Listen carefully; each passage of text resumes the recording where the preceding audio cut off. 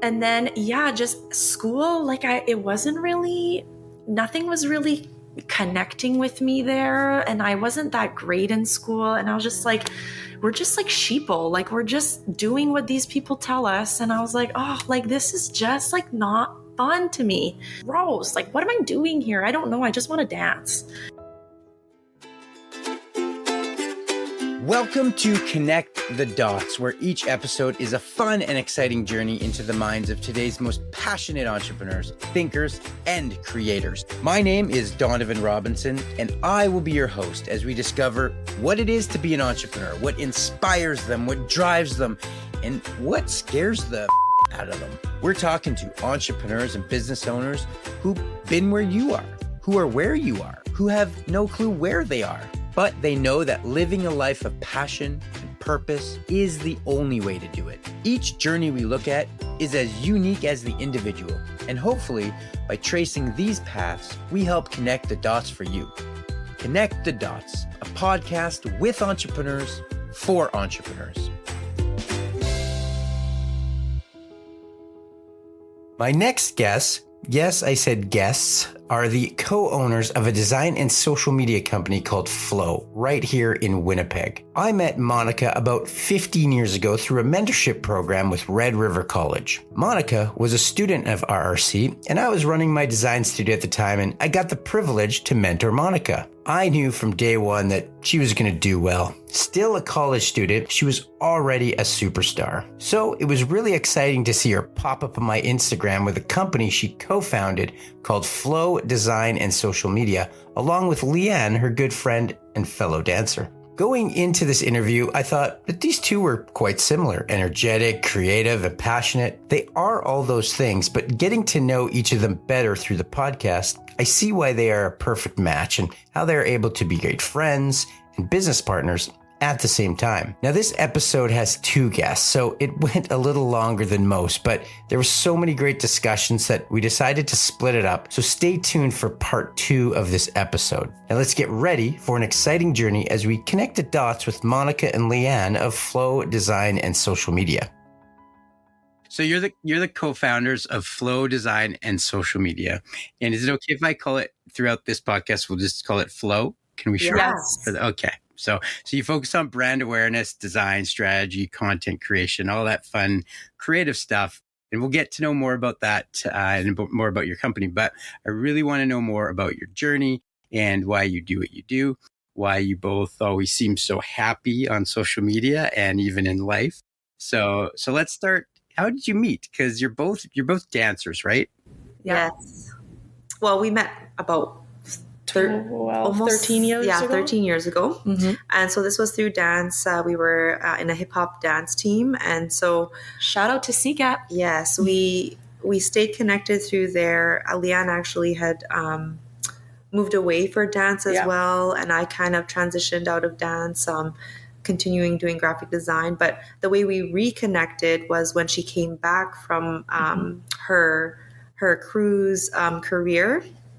And then she went into school for social media marketing. That's right. And then that's kind of where it came about, where I had a current client that I was doing design for.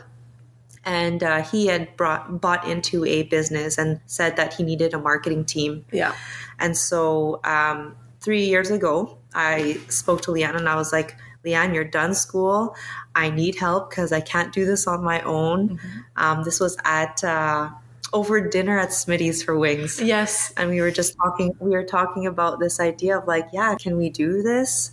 We went through a couple months of what would this look like, and none of that came true. But we were just like thinking of these, okay, what are our packages going to look like? What are we going to do? And this was a couple months. And then finally we pitched to them. Yeah. And just went with it. Started working together.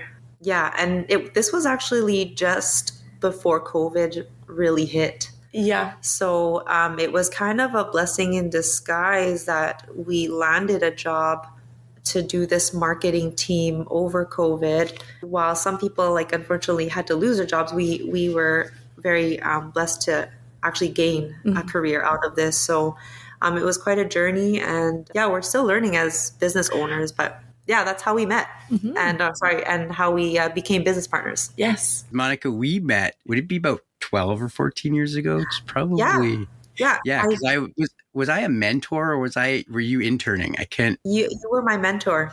Yeah. I remember that because I remember when you came in, I would see your stuff and I'm like, oh, this is good. I'm like, I didn't think I can mentor you because I thought you were a better designer than me. I don't think I was a really great designer.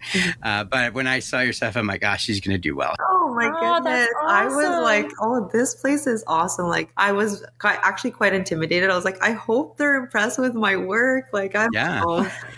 Yeah. And I saw, I was thinking back and I'm probably had like at least 4 interns every year for 20 years. Right. And so, there's some people's like, yeah, I've interned for you. And I'm like, oh, I couldn't remember. Right. There's so many. Yeah. And then people change like, appearance stuff. But yeah, it was, I remember your stuff was really, really good. So I'm glad to see you're using it and doing it and being successful at it. So Red River College was where you graduated. And then you mentioned Liane, went for social media. Where was that? That was at CDI College. I was actually part of their guinea pig kind of year of this new program.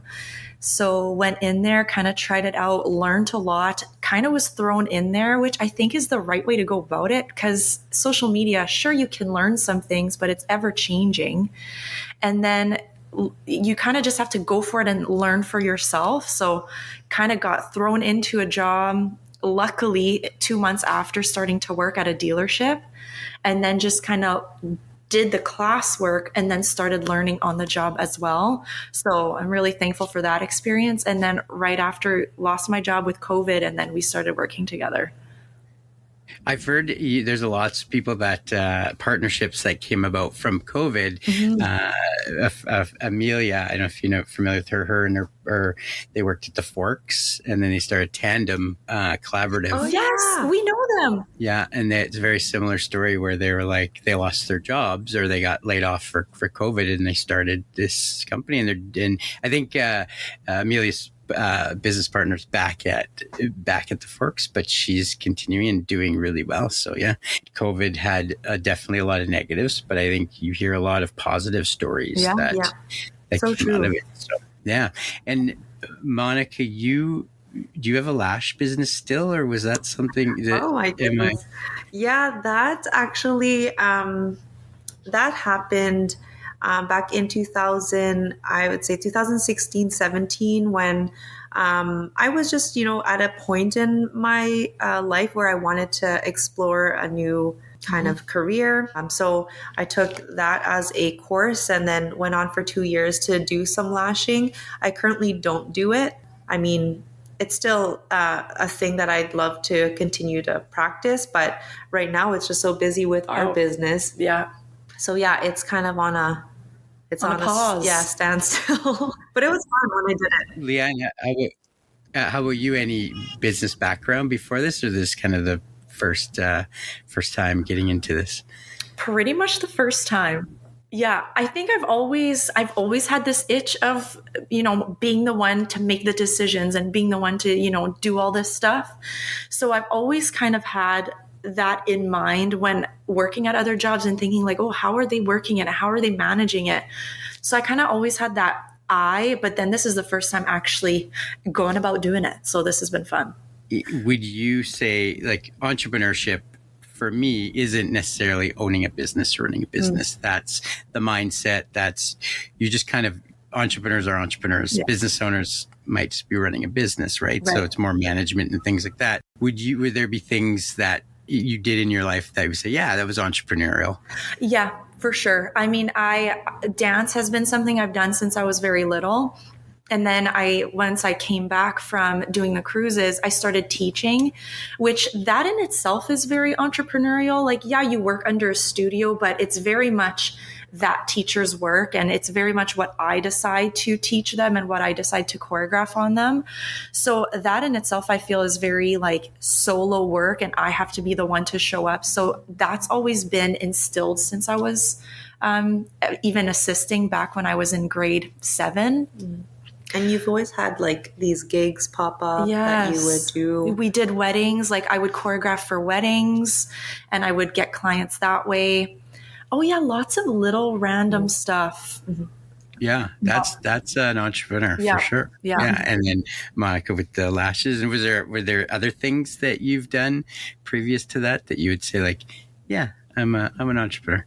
I mean, you've been getting clients ever since you graduated. You've been entrepreneurial that way. I actually never had a studio job. I've always been freelancing, whether it was remotely or for me, it's always been I've been my own business forever. Yeah.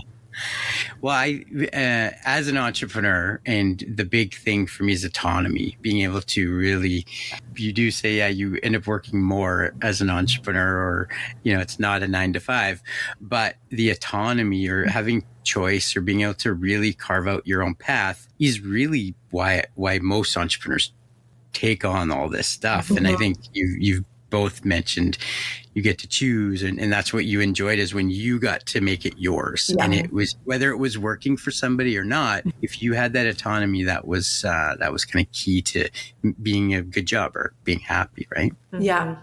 So this podcast is called Connect the Dots, and as an entrepreneur, we can all look back on our lives and try to connect those dots and where we are today, and maybe where that first dot, let's say, started. So if you were to pick an early moment, event, a mentor, something that started this journey off to connecting the dot, where would that start for you? And this is for both of you to answer separately, so you can choose who answers that first. Wow. That's a deep one. I mean, I can tell my story. Go for it, girl. Okay, so I think at a very young age, I had always been artistic in terms of drawing and having a passion for anything creative. Like it was singing, dancing, art. And it's also in high school, I took all the artsy things. And that just kept me fueling to decide what I wanted to do in the future as my career. I actually wanted to be an architect. So I took all those prerequisite courses that weren't so creative. And I was like, I realized, no, I'm not doing very well in these, but I'm doing great in my graphic communications course. I'm doing great in my art course. So I actually got a scholarship from my graphic communications program in high school to go to Red River. And that's what really pushed me to decide to not go into architecture and continue a career into graphic design. And so I went to Red River. Yeah, that's kind of where my turning point was in grade 11 when I wanted to decide after high school, okay, this is the direction I want to go. And I in terms of the entrepreneurial mindset, that also was already happening in high school, where in my graphic communications program, I had the challenge, we had a task to create a brand, and we did screen printing, and we had to design our own logos and, do photography for our brand and stuff like that. So that again, launched me into another mindset of I always wanted to create brands, and that's where my passion of brand design came in. So yeah, I think that's where it had grown from being in high school, and then up until now, it's grown into that. My niche has always been in brand development. That's my little story. I have a side question for Monica. Can I ask it? Yeah, this is great. What made you want to work for yourself and not go work for a company? I think it was my need to always have freedom for creativity. I found that in terms of my mindset, is that if I kept doing redundant things, I would have less motivation to actually complete it. And I don't know if this is something where, I don't know if it's a condition I have, but I always need to change thoughts. If I'm staying on something for too long, I start to burn out. And then I need to switch to something so that it keeps my mind going. And then I'll always have to revisit that thing back. Yeah, I love that. Liane, let's hear you. Yeah, as Monica was talking about, I was like, how did it start? Because my family's very, they've been working, accountants, doctors, very like high level careers in my family, teachers and all that stuff. And I always never really wanted a job. I don't know when it started, but I started dancing when I was 5. And that kind of kept me going. And I was very much practicing yes, I'm excited to sign up. And then you kind of go through that lull of having to keep at it and not give up. And then all of a sudden the competitions, the recitals, all the performances came. And I was like, yes, I love this. This is great. Then I had to again, I was like, okay, yeah, I want to sign up. And then around November, I'd be like, oh, this is so hard. So since I was young, I was always practicing that. Don't give up, keep going. The result is going to come by later. So I was always really practicing that. Keep working on it because it's coming. Delayed gratification, if you will. So then I started teaching dance in grade 8 and I started teaching my own classes. So there I started being very entrepreneurial in my own way. And then, just school, nothing was really connecting with me there. And I wasn't that great in school. And I was just like, we're just like sheeple. Like we're just doing what these people tell us. And I was like, oh, like this is just like not fun to me. So then all of a sudden I left. I just did the regular going to university and I'm like, gross. Like, what am I doing here? I don't know. I just want to dance.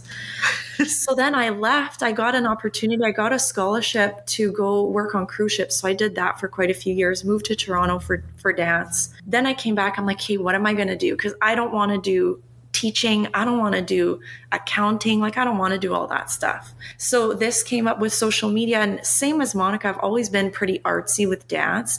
So I was like, oh, this might be a good way to, I'm on social media and I'm kind of like the acting or the performing aspect. And my teacher there was, he really kind of took me under his wing and just was like, okay, this is really good for you. You're really like, you're an over actor kind of thing. Like I talk a lot with my hands and I'm like, I'm kind of a big personality. So he was like, this is good for you. Then I got this job where I was kind of the social media host and I would do all these videos. I'm like, yeah, this is fun. I can just do my own thing, still working under someone.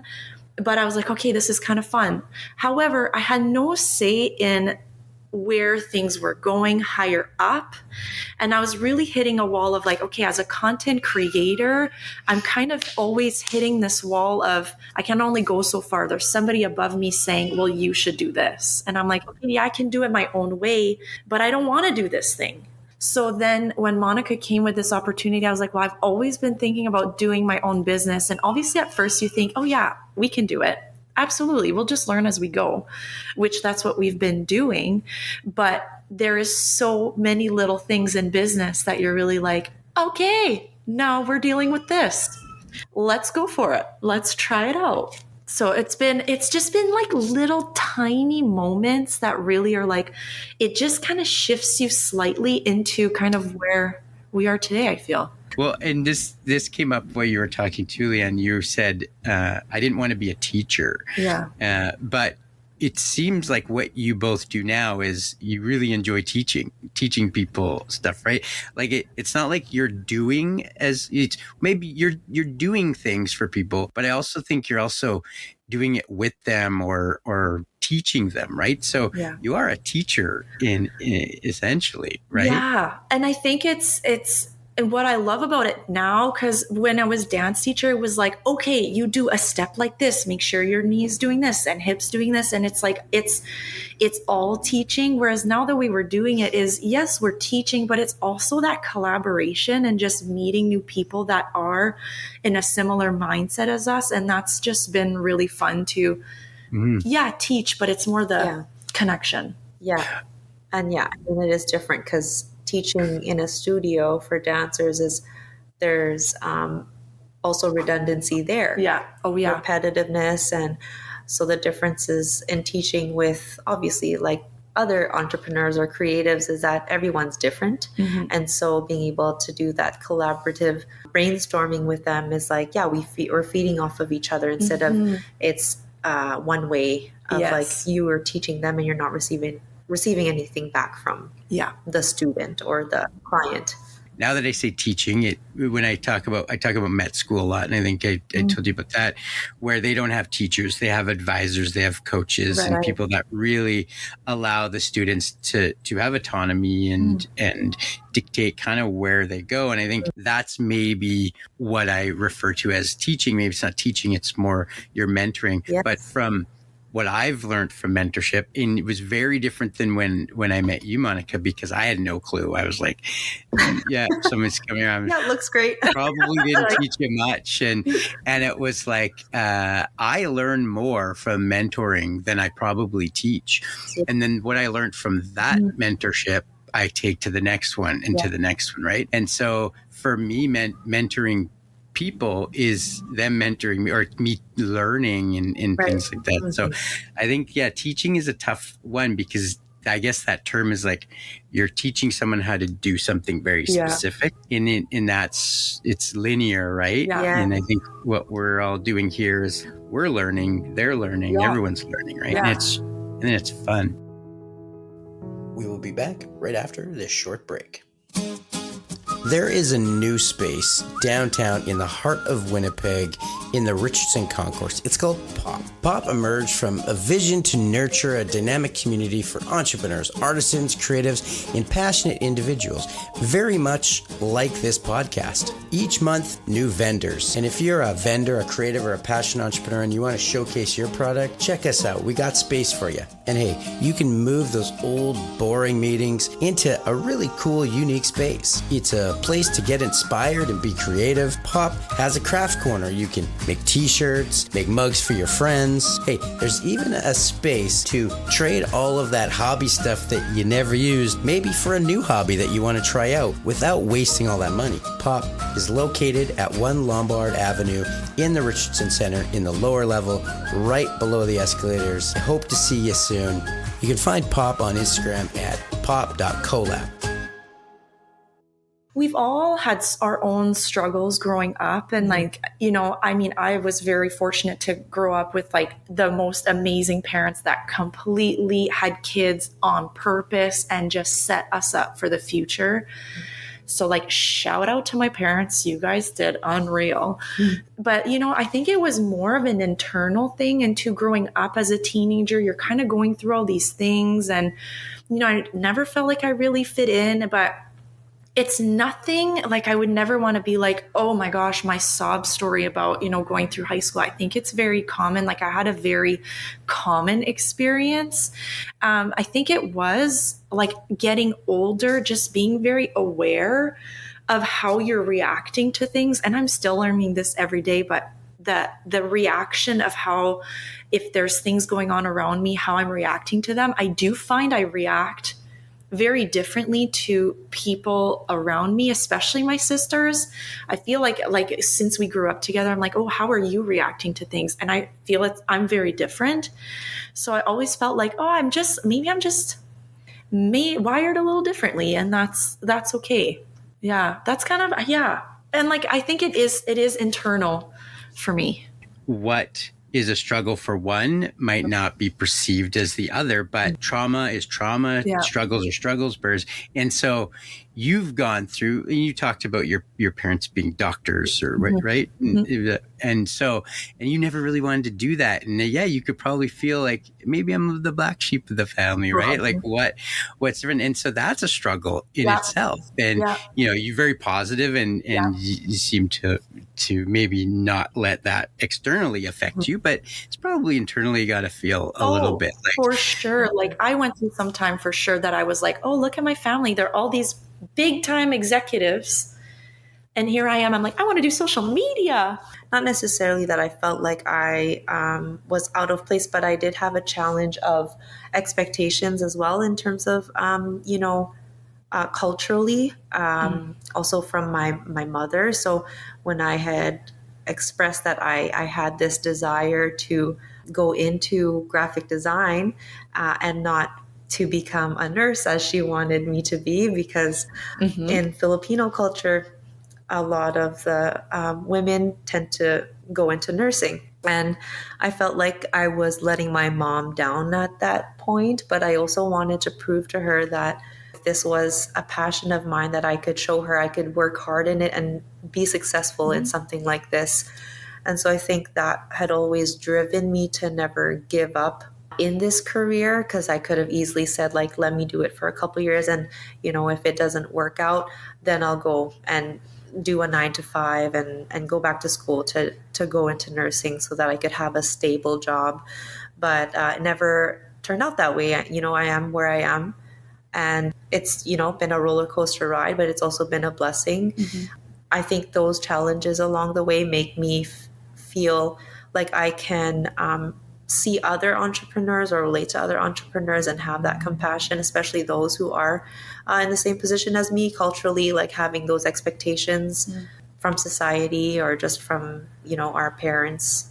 I think it's very much like we both have different backgrounds in how we had struggled, but we can relate to, people that we connect with, that type of community. It's, This question's for Monica. I know some of the family members that are just extremely talented. Yes. But creativity and doing like the things you're passionate about kind of are like, that doesn't matter as much as a stable career, right? Yeah. Like, again, I think it's just that, like, Filipino culture, we're I'm not going to boast too much about it, but I feel like we have a very talented culture. I agree. Like we adapt, we're able to like adapt to so many things, and which is great. But I think traditionally it's just that expectation of coming from a kind of like a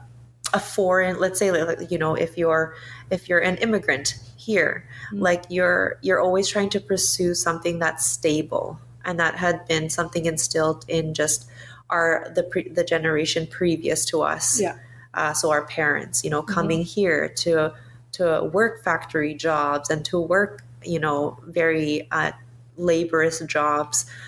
So the hardworking aspect is there, and I think it's just that expectation of landing a job that's stable, and kind of keeping the creativity and the talents just not suppressed, but like it never came to mind that could thrive as a career. Yeah. Well, Liane, is that very similar? Because then maybe it's not. Maybe it's just you parents in general. Because I grew up, my parents didn't graduate high school, and so there wasn't a lot of expectation maybe on myself. And so really, whatever I did, my parents were like, "Whoa, that's amazing." Right.